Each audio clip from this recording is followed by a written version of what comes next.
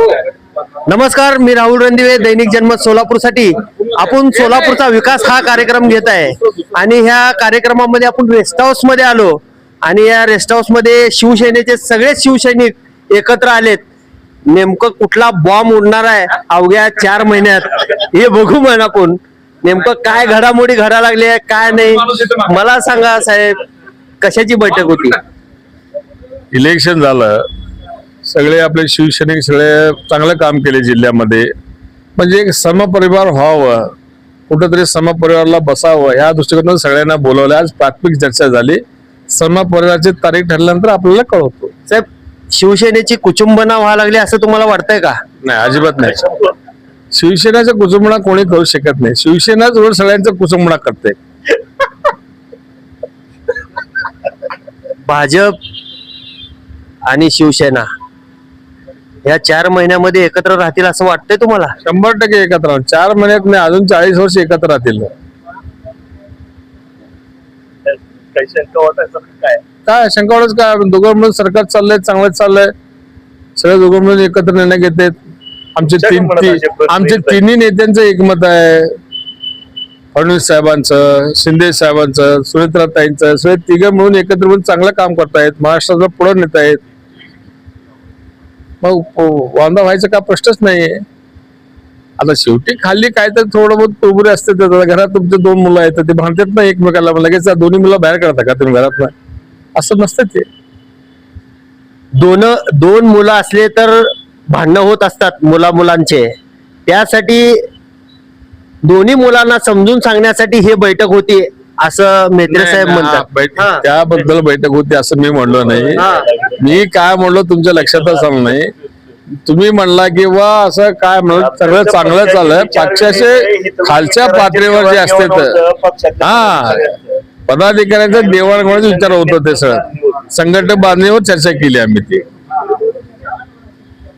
थेट आपण बापूकडे जाऊ म्हण आणि बापूला विचारू म्हण. बापू, इकडे महापालिकेत काल सभा झाली, ऐका. काल सभा झाली आणि त्या सभेमध्ये सिद्धेश्वर मंदिर कमिटीला जे मशानभूमी आहे ते द्यायचं ठरलं आणि एकमताने तो विषय झाला.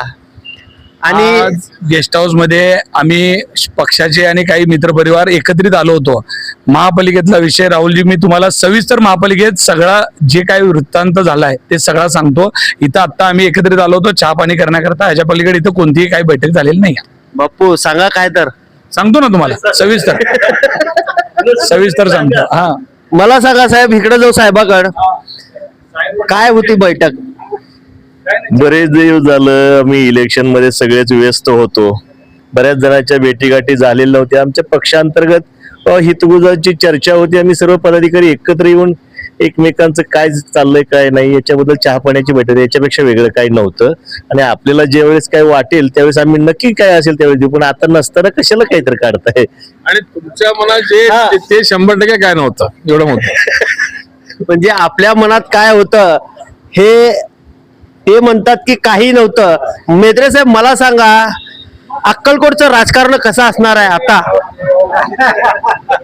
अक्कलकोटचं राजकारण पहिल्यापासून जसं आहे तसं आहे. आमचे स्वामी महाराजांचं ब्रीद वाक्य आहे, भिऊ नको मी तुझ्या पाठीशी आहे. त्याप्रमाणे चाललंय आमचं.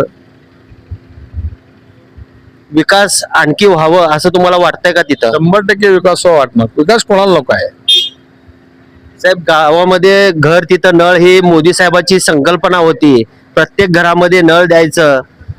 तिथं तुमच्या तालुक्यात कुठं काही ठिकाणी झालेलं दिसतंय, काही ठिकाणी नाही झालेलं दिसतंय. काय नेमकं भानगड? चालू आहे ना, कामं चालू आहेत, प्रगतीपथावर आहेत कामं. एकदम सगळे कामं कसं होणार? चालू आहेत कामं. कल्याण शेट्टी आणि मेत्रे साहेबांचं जुळेल का? आमचं कुठं फाटलंय जुळाला?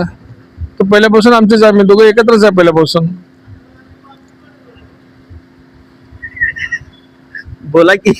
तेच बोललं की जबरदस्ती. कल्याण शेट्टी आणि मेत्रे साहेब हे एकच आहेत असं म्हणलेत. बघूया येणाऱ्या काही दिवसात काय घडामोडी होतील. गपचूप तर बैठका चालू आहेत. प्रत्येक जिल्ह्यात असेल, तालुक्यात असेल, ह्या बैठका चालू आहेत. नेमकं 4-5 महिन्यात काय घडेल हे मात्र निश्चित आहे. मी राहुल रणदिवे, मुकुंद कुरोंडे, सोलापूर न्यूज.